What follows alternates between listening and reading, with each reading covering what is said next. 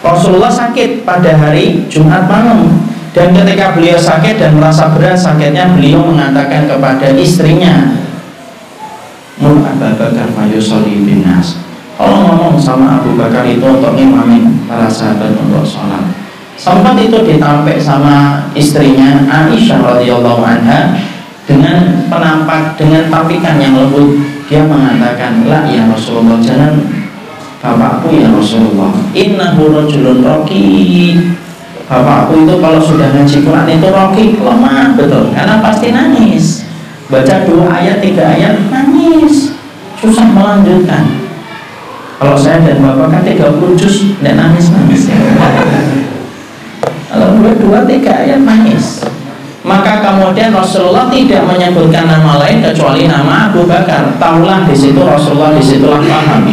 Disitulah Aisyah paham. Berarti memang Rasulullah itu minta betul supaya Abu Bakar itu menjadi imam sholat.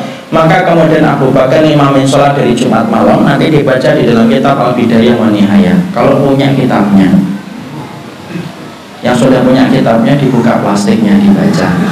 Itu kemudian sakit dari Jumat malam, Sabtu, Ahad Rasulullah tidak imamin sholat. Rasulullah meminta izin dari para istrinya yang lainnya supaya kemudian beliau itu tidur di rumahnya Aisyah.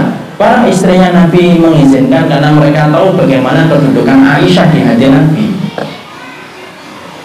Nabi tidak sholat, Nabi tidak imamin sholat dari Jumat malam, Sabtu, Ahad. Senin Rasulullah membaik. Ketika Rasulullah kemudian merasa membaik, kemudian Rasulullah ketika Senin subuh keluar dari rumahnya. Bapak kalau ingin tahu rumahnya Nabi seberapa, Bapak perhatikan itu kemudian kuburannya Nabi dan Abu Bakar. Disitulah rumahnya Aisyah dulu segitu itu. Sebagian riwayat mengatakan kuburannya Umar itu sudah termasuk di luar rumahnya Aisyah. Sekecil itu, Pak. Makanya kemudian kita melihat kan dulu Rasulullah itu kalau membuka pintu ya langsung masuk ke Masjid Nabawi. Makanya ketika itikaf kadang-kadang beliau menjulurkan kepalanya disisirin sama Aisyah. Makanya Bapak kalau lihat ada kuburannya Nabi, di samping kuburan Nabi itu karpetnya hijau atau merah? Hijau, tidak merah kayak gini, hijau. Yang kita sebut dengan apa? Raudhah. Ma baina baiti wa mimbari raudhatun min riyadil jannah. Antara rumahku dengan mimbarku itu adalah taman-taman surga. Itulah dulu Masjid Nabawi itu segitu, Pak. Sekarang ada tempat tinggi yang orang itu ma'dzan, itu tempat orang adzan. Dulu itu mihrabnya Rasul. Rasulullah ketika pada waktu Senin pagi membaik. Karena Rasulullah itu meninggalnya itu justru ketika beliau itu merasa membaik kondisinya. Makanya kalau kita lihat kan di antara sebagian muslim, sebagian orang kan ada yang meninggalnya kan gitu. Di rumah sakit tidak meninggal, keluar rumah sakit meninggal. Makanya lampu itu kalau mau mati terang atau tidak terang, Pak? Terang. Makanya kalau ada yang komentar hari ini saya hari ini fit sekali, nanti juga teman.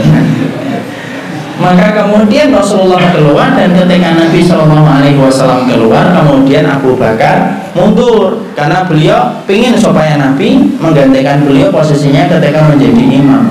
Para sahabat hampir-hampir membatalkan sholat, Nabi memberikan arah tidak jangan. Nabi kemudian imamin menjadi makmum itu dan Abu Bakar itu menjadi imamnya Rasulullah. Selesai, oh senang semua, Pak, karena para sahabat itu kalau mereka tidak ketemu Nabi itu rindunya Masya Allah membuncah. Dan itu tumpah ketika mereka melihat Rasulullah kembali pada hari Senin itu. Dan tidak ada satupun yang merasa bahwasanya hari itu Rasulullah akan meninggal dunia. Abu Bakar, Pak, minta izin. Ketika sudah mendapati Rasulullah itu keluar untuk melaksanakan sholat subuh, Abu Bakar merasa berarti zuhur nanti dipimpin oleh Nabi. Beliau minta izin untuk menjenguk istrinya yang ada di pinggir kota Madinah. Karena istrinya Abu Bakar berapa? 4. Ya. Maka kemudian beliau pergi ke kota Madinah. Kalaulah kemudian Abu Bakar itu kemudian tahu bahwasanya Rasulullah itu akan meninggal dunia hari itu, mungkin nggak Rasulullah itu akan ditinggalkan oleh beliau? Tidak mungkin, Pak. Orang yang paling khawatir terhadap nyawanya Rasulullah lebih daripada nyawanya dia sendiri itu Abu Bakar, Pak.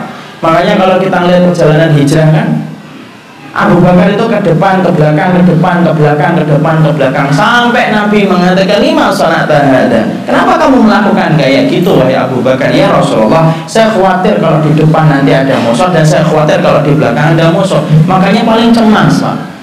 Loh, kalau Abu Bakar aja nggak ngerti, Pak, padahal manusia yang paling utama setelah Nabi itu adalah Abu Bakar, apalagi manusia siapapun di atas muka bumi, tidak ada yang tahu kapan orang itu akan meninggal dunia. Tidak mungkin, Pak. Kalau orang itu merasa dekat dengan kematian dengan tanda-tanda khusus, tanda-tanda umum, iya. Contohnya apa? Uban mulai banyak, vitalitas berkurang, sudah mulai batuk-batuk. Nah, iya itu umum, tapi detailnya kapan itu tidak ada yang tahu, karena sesungguhnya hatta Abu Bakar pun tidak tahu.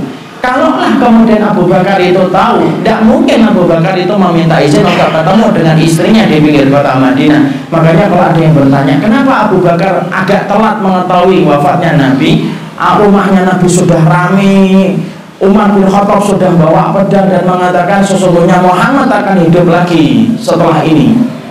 Kenapa Abu Bakar terlambat? Baru dia datang, baru membuka wajah kain kafan wajahnya Rasulullah, baru kemudian mencium Rasulullah dan membacakan ayat yang membuat Umar itu sadar. Kenapa kok agak terlambat? Tadi Pak, Abu Bakar tidak merasa kalau hari itu Rasulullah meninggal dunia, karena itu tampak baik-baik saja pada hari Senin pagi. Kemudian Nabi masuk ke rumahnya Aisyah. Setelah itu para sahabat pulang, mereka merasa tidak ada kejadian apa-apa.